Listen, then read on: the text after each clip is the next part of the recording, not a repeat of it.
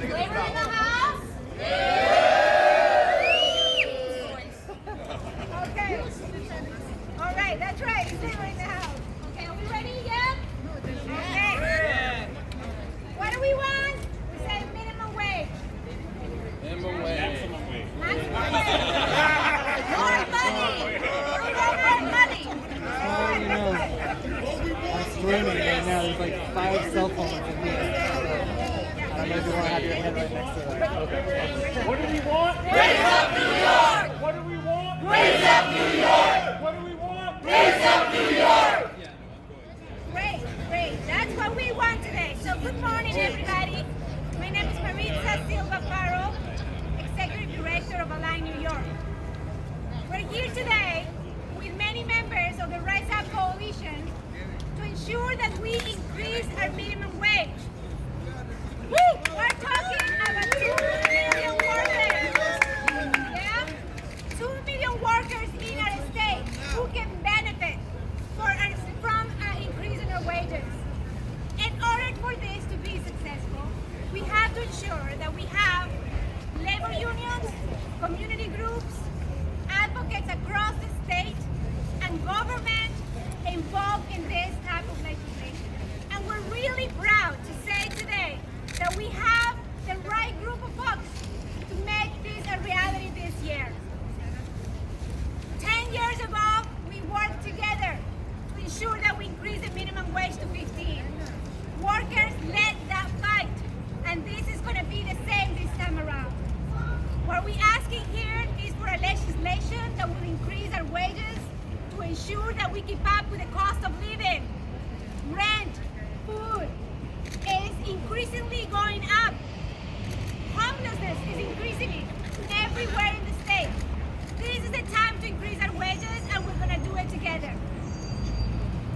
I'd like to introduce you to the sponsors of the legislation that will make that a reality. First up, I'd like to introduce you to Senator Jessica Ramos. Right, good afternoon, everybody. I'm New York State Senator Jessica Ramos, Chair of the Labor Committee in the New York State Senate, and I am so proud to be outside of City Hall today to announce our reintroduction of the bill to raise the minimum wage in New York State. It is high time that we make sure that low-wage workers in New York State are able to keep up with the rising cost of living. The rent keeps going up, the price of food keeps going up, the price of gasoline keeps going up, our wages are not going up. And we are not going to allow for a debate that is years long to ever happen again. Because this is what happened in 2018 when we were finally able to get the then governor to raise the minimum wage to $15. And why we're announcing it today. 10 years ago today, in New York, we launched the fight for $15. I was a worker at 32 BJ at the time, and it took 6 long years for us to get there. We do not have the time this time around. We want our minimum wage to be raised the minute that our legislative session starts in January. Yes? What we are proposing this year is that we raise the New York minimum wage over the next few years until it reaches $21.25 in New York City, $20 outside of New York City by the year 2026, at which point we want to peg it to inflation, meaning that as inflation rises, so should the minimum wage in the state of New York. And I know that sounds really progressive, but it's not. We're actually behind 18 other states and Washington, D.C. in getting this done. And 2 million workers across our state would benefit. Mostly women, mostly people of color. 1 in 4 of them are parents. They would all get approximately a $2,000 annual raise that helps them pay for rent, that helps them provide for their kids, that helps them dream of a better tomorrow. Our workers, essential workers, every single one of them, we've been trusted to clean houses, to clean offices, to help raise the richest children, to build skyscrapers despite bad working conditions. We have put our bodies on the line the past 3 years in order to keep our economy afloat. We deserve the respect and the dignity to be able to provide for our families, to be paid a living wage, to make sure that the minimum wage covers the bare minimum and then some, because we deserve bread and roses too.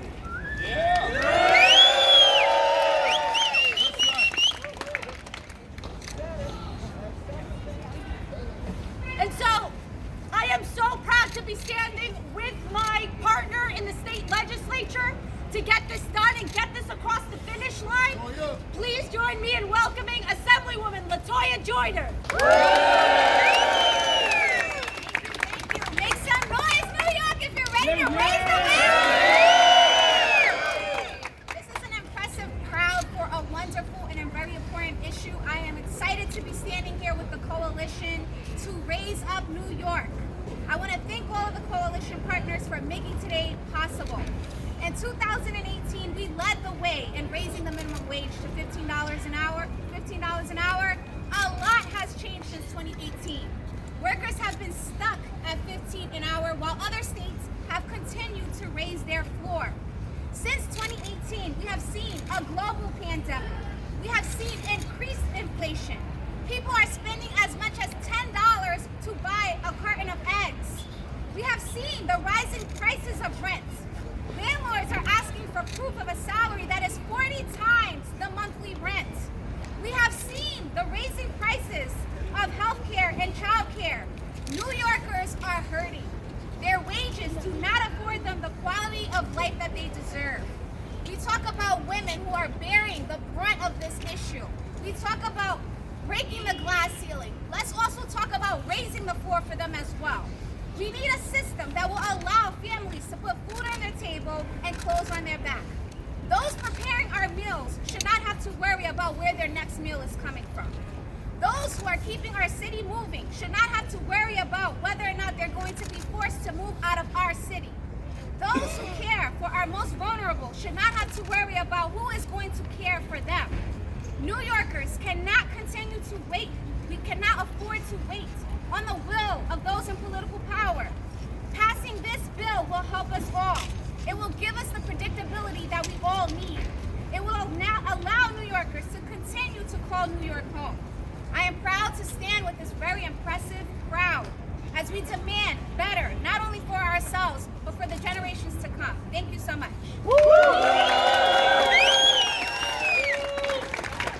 What do we want? Raise up New York! What do we want? Raise up New York! So my name is Charles Kahn. I'm the organizing director of Strong Commie for All Coalition. I'm going to be a co-MC today. I have the great honor of introducing our New York City Comptroller, Brad Lander. And I just want to say, when we talk about the urgency of this moment, to me, there's no greater thing than seeing New York is going to have the same minimum wage as Nebraska, right? Like, we all live here. We've seen the prices go up. And if we have the same minimum wage as Nebraska, and I might add that our $15 wage is only worth $13 now because of rising prices, that we know that it's past time that we raise the minimum wage, right? And we have to do it this year. As Senator Ramos said, this instant, it should be the first thing on the docket. And we have the morals on our side, we know what's the right thing to do, and we have the numbers on our side. And that's why I want to bring up the New York City Comptroller, Brad Lander, our favorite mathematician in New York City.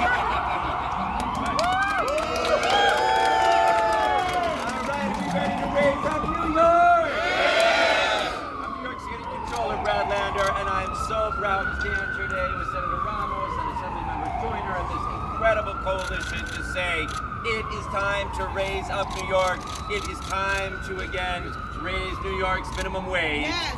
10 years ago today, I had the honor of joining some of those fast food workers who had the guts to go out on a one-day strike and occupy their stores in Manhattan, in Brooklyn, around the city. It took so much courage for those fast food workers to be on the front lines of the fight for 15, and they sparked a movement that spread all across the country And as a result of their courage now, something like 25 million Americans have seen increases, more than 10 million to $15 an hour or more. And the difference it made is enormous. Senator Ramos spoke about the fact that workers saw as much as $2,000 increases in their take-home pay. One other thing that we looked at in the Comptroller's office was the impact on the poverty rate. And for minimum wage households with at least one worker making the minimum wage, what we saw in New York as a result was a reduction in the poverty rate from 21% to 14%. That's like a touchdowns improvement in the poverty rate in New York City because of the minimum wage increase. That is hundreds of thousands of New Yorkers who were able to pay their rent, who were able to buy clothes for their kids, who did not face bankruptcy as a result of increasing the minimum wage. Unfortunately, we did not do in New York what many cities and states did around the country, which is put in a COLA, cost of living adjustment, so that the minimum wage would rise as costs rose. And as a result, even though we led in the fight for 15, we are now behind. And cities and states around the country have higher minimum wages than we do. And as a result, minimum wage workers in cities and states across the country have some help keeping up with rising rent, some help keeping up with rising food prices, as we have not had here. And that is why this bill is so wise to raise up New York. One thing I just want to end with is this. One argument that we'll hear, because they make it every time folks try to increase the minimum wage, is that it has a negative impact on jobs, right? You're used to hearing that. So we looked at that in the Comptroller's office, and I'm happy to tell you, and we have just a real world example of the fight for 15. Not only did we not see job reductions in New York, and in the sectors where minimum wage workers are concentrated, like fast food and retail and hospitality, we actually saw an increase in job growth in New York City after the minimum wage increase, and we compared. So job growth in fast food, for example, was 18% in the years after we increased the minimum wage, compared to a dozen cities that did not increase their minimum wage, where it was only 14%.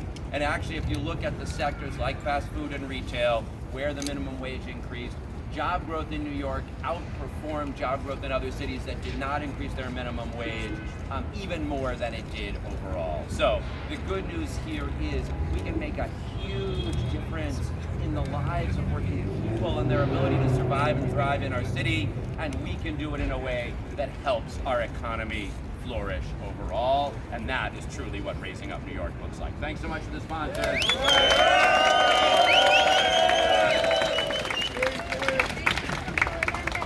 you so much for being here today. So, workers across sectors will be benefiting from this increase in the wage. And Senator Ramos said it best. In the worst time of our economy during the pandemic, many workers, all essential workers, stood up to keep the economy going.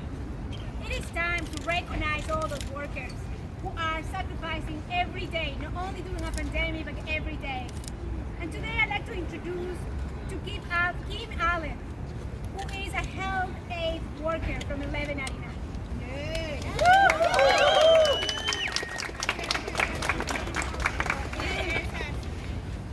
Good afternoon, everyone, my brothers and sisters. It's an honor to be here today as a home care worker. My duty is to let you guys know how important it is that we get the support of the other groups. Home care is not an easy job. It demands a lot of us. It demands sympathy, patience, respect. And for too long, we have not gotten that. I don't think we ever did. Everybody just saw us as, you come, you look after a client, give them something to eat, see they're okay, and that's it. But it calls for a lot more, right? And we are here, I'm affiliated to 1199, as well as Caring Majority. I work for Cooperative Home Care Associate, located in the Bronx, for almost 15 years. I'm soon coming to my end of my work life. I have nothing to show for working all those years because the wages is too small. You have a family to take care of, you have yourself to take care of, and it's not enough. I'm trying to hold on a little more to see what I can get. That when I retire, I don't have to say, oh, it's best I go back out and do like a 2 days movie. But it's hard. Your health is failing.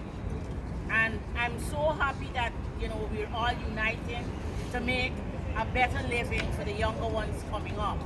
They will need it because home care is going nowhere. It's here to stay, whether we like it or not. We're all going to get old. Our kids are going to develop some disease that from early age for the rest of their life. My granddaughter was diagnosed last year at the age of 25 with MS. That's with her for the rest of her life. So we need now to get together, fight, continue fighting, sharing our stories, letting our voices be heard, so that we can look at a better future and smile and say, yes, I was part of that. I did my best. And we want legislators to come together, look at us as human beings, not just an ordinary person because we need a job, we go there. Somebody has to do it. I love the people who I work with, the clients that I care for. I love the agency that I work with. The only job since I arrived in this country, I've been with corporate. It has taught me a lot too for myself personally in how to take care of myself. But I don't think I can hold on much longer with this, what I'm getting. Sorry, but maybe it's too late to try somewhere else because of my age. So I'm pleading with you, everyone here, do your best. Encourage young people. Encourage people in your community to come out and support home care. Let the minimum wage rise. When I started with cooperative, I was getting an increase every year. All of a sudden it stopped. When it meet $8 an hour, it stopped. And that was it. And we started to plummet down. A lot of people left because they couldn't stay with this. So I'm honored to be here to join and support you guys. Controller, where's gone already? Yeah, please do something for us. Speak to your other colleagues. Please, we need this. Thank you so much. All right!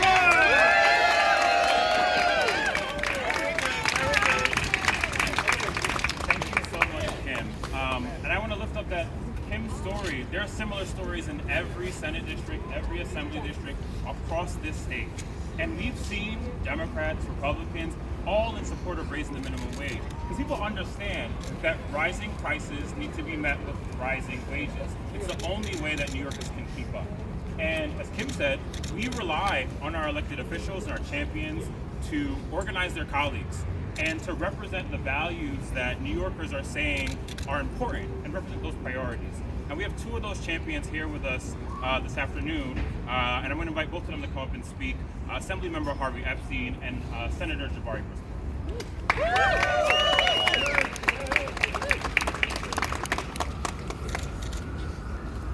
Hi, good morning, good afternoon, everybody. So I'm State Senator Jabari Brisport from Brooklyn, and shout out to Labor being in the house.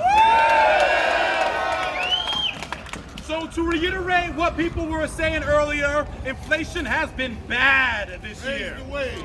Prices going up for food, for basic necessities, for energy, for transportation, and you know what's also been going up? Corporate profits. New York, #1 for inequality, with the largest gap between the rich and the poor. For time immemorial, the wealthy have refused to share their fair share of wealth with the people who create wealth in this state. That ain't right. That ain't right. And if the bosses and the corporate executives do not want to share to make this a livable state for everybody, then yes, our colleagues in government, labor, people in community must unite to say you must pay your fair share to the workers. Raise the wage. Raise the wage. I want to thank my colleague Senator Ramos, my colleague Assemblymember Joyner, because this is critical to ensuring that everyone in this state can live in dignity. Thank you. What do you say? Now's the time to raise the wage. Hey, hey, what do you say? Now's the time to raise the wage. Hey, hey, what do you say? Now's the time to raise the wage. Hey, hey, what do you say? Now's the time to raise the wage. Amen. Thank you, everyone. a member from Lower East Side. And we expect families to live on $30,000 in this city and state. That ain't right. That's what the minimum wage says. That's for rent. Think about what the rents cost in this city. Think about what it costs to buy food, for childcare. Time and time again, we expect so much from people, and we wonder why. There are 55,000 people living in homeless shelters, working New Yorkers living in shelters because they can only get a minimum wage job for $15 an hour. That ain't right. We can do better. We have the opportunity now to go back to Albany in a few weeks with the leadership of Senator Ramos and Assemblymember Joyner and come together and say, we deserve better. We deserve more. We deserve a minimum wage that allows people to live with dignity in this state. That's what this bill does. That is our obligation to each other, and that is our plan, and my plan to go back to Albany and fight for it. Thank you. Raise the wage. Hey, hey, what do you say? Now's the time to raise the wage. Hey, hey, what do you say? Hey, don't you forget, we gave them a raise on the 8th. We gave all the senators a raise on the 8th. Now is our time to get our raise. Yes, that's it. That's right. This work can be possible, as I said earlier, with collaboration across sectors, across groups, community groups, labor unions, and workers always know what workers need, and we must listen to their needs. Now I'd like to introduce you to my friends from Local 79. Is Local 79 in the house?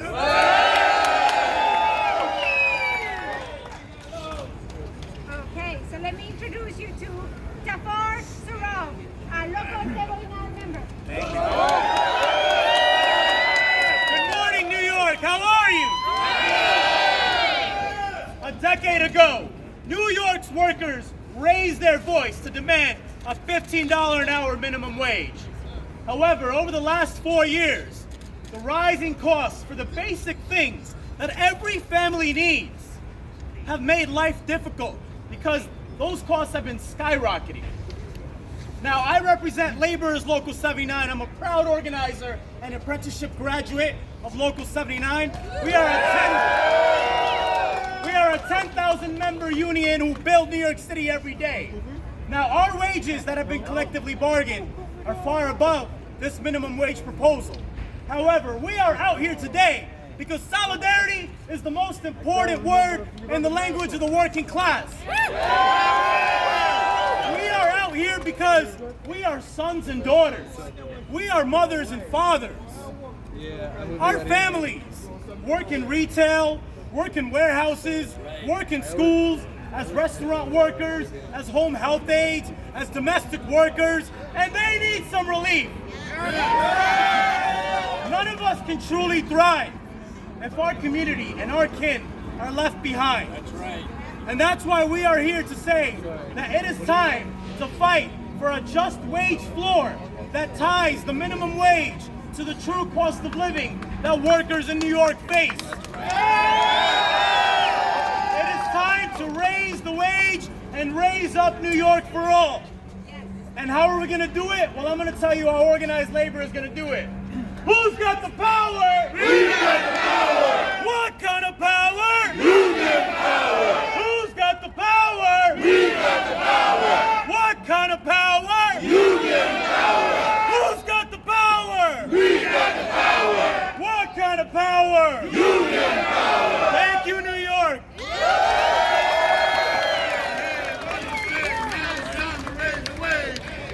What do you say? Now it's time to raise the wage. What do you say? Now it's time to raise the wage.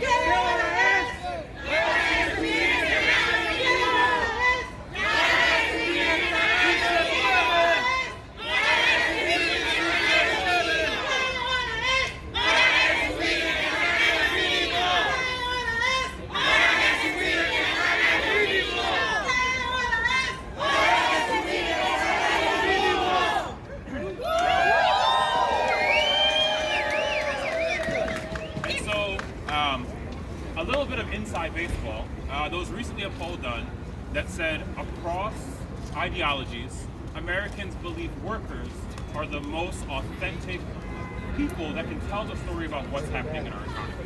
And so if you're here today, you're going to hear a lot of worker stories, right? And throughout this campaign, it's about workers. It's about the people that are putting in the work, and it's time for them to get their pay. And so up next, we have another champion, another worker supporting New York, being the foundation of New York. And I want to invite Silvana Kidd from 1199 to come up and share a few words.